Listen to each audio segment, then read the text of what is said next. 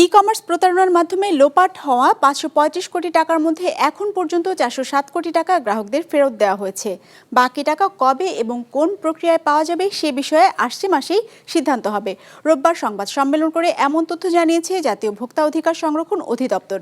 জানানো হয়, যেসব প্রতারিত গ্রাহক এখনও অভিযোগ দায়ের করেননি তাদের সুবিধার্থে গণমাধ্যমে বিজ্ঞাপন দেওয়া হবে।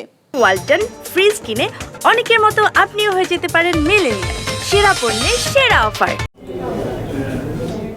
বড় মূল্য ছাড় আর চটকদার বিজ্ঞাপন দিয়ে গ্রাহকদের অন্তত ৫৩৫ কোটি টাকা লোপাট করেছিল দেশের বেশ কয়েকটি ই-কমার্স প্রতিষ্ঠান। পরে সরকারের হস্তক্ষেপে সেই অর্থ দেওয়ার প্রক্রিয়া শুরু হয়। জাতীয় ভোক্তা অধিকার সংরক্ষণ অধিদপ্তর জানিয়েছে, লোপাট হয়ে টাকার ৭৫% ফেরত দিয়েছে অভিযুক্ত প্রতিষ্ঠানগুলো। বাকি টাকা ফেরত দেওয়ার জন্য একটি কমিটি গঠন করা হয়েছে, যারা জুনের শেষে এই সংক্রান্ত প্রতিবেদন ভোক্তা অধিকার সংরক্ষণ অধিদপ্তরে জমা দেবে। তারপরেই আসবে সিদ্ধান্ত, যদিও কারসাজিতে জড়িতদেরই সেই কমিটিতে রাখা হয়েছে। এখন পর্যন্ত ৪০৭ কোটি টাকা কিন্তু ফেরত দেওয়া হয়েছে। ১২৭ কোটি টাকা এখনও আপনার ফেরত দেওয়া যায়নি। আমরা একটা টাইমলাইন করে দিয়েছি 15 ওয়ার্কিং ডের মধ্যে তারা এই ১২৭ কোটি টাকা কিভাবে ফেরত দেওয়া যায়, প্লাস আমাদের এই সমস্যা থেকে আমরা কিভাবে বেরিয়ে আসব সেটার জন্য একটি রিপোর্ট তৈরি করবে। এই রিপোর্টটা আমাদের আজকের সিদ্ধান্তের আলোকে একটা রেজুলেশন আমরা আজকে বা কালকের মধ্যে করে ফেলবো, আর এই রিপোর্টটা আমরা বাণিজ্য প্রতিমন্ত্রীর কাছে আমরা হস্তান্তর করব। এর পরবর্তীতে বাণিজ্য প্রতিমন্ত্রী মহোদয় বসে এই বাস্তব অবস্থার উপরে তিনি একটা সিদ্ধান্ত নেবেন। সংবাদ সম্মেলনে জানানো হয়, ই কমার্সে পণ্য কিনে প্রতারিত যেসব গ্রাহক এখন পর্যন্ত ভোক্তা অধিকার সংরক্ষণ অধিদপ্তরে অভিযোগ জানায়নি তাদেরকেও ক্ষতিপূরণ দেওয়া হবে। এজন্য গণমাধ্যমে বিজ্ঞাপন দিয়ে তাদের অভিযোগ জানানোর আহ্বান জানাবে সংস্থাটি। তবে নির্ধারিত সময়ের মধ্যে সেই অভিযোগ জানাতে হবে।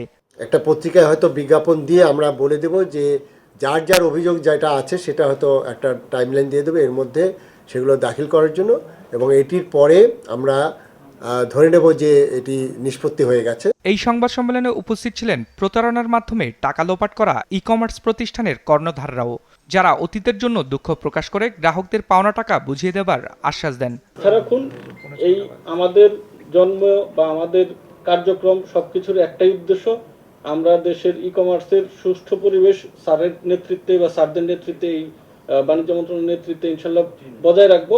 ভবিষ্যতে কোনো ধরনের কারো কোনো ক্ষতি হওয়ার কোনো সম্ভাবনা নেই। যারা টাকা পায় তাদের টাকা অবশ্যই পাবে, শুধু একটু সময় লাগতে পারে। এবং যেহেতু একটা অ্যাক্সিডেন্ট, মানে ধরেন আমার হাতটা ভেঙে গেছিল, এখন ওই হাত দিয়েই কাজ করতেছি, জোড়া লাগতে একটু সময় লাগতেছে, বাট জোড়া লাগবে। আরো আগের মতোই, আগের চেয়ে বেশি শক্তিশালী হয়ে আমরা সকলের টাকা ফেরত দিব। ভোক্তা অধিকার সংরক্ষণ অধিদপ্তর জানায়, ই অরেঞ্জ, ধামাকা ও আনন্দের বাজারের মাধ্যমে যেসব টাকা পাচার হয়ে গেছে সেসব প্রতিষ্ঠানের মানি লন্ডারিং এর বিষয়ে সিআইডি কাজ করছে। রায়হান শোভন, বিজনেস রিপোর্ট, মাছরাঙা টেলিভিশন।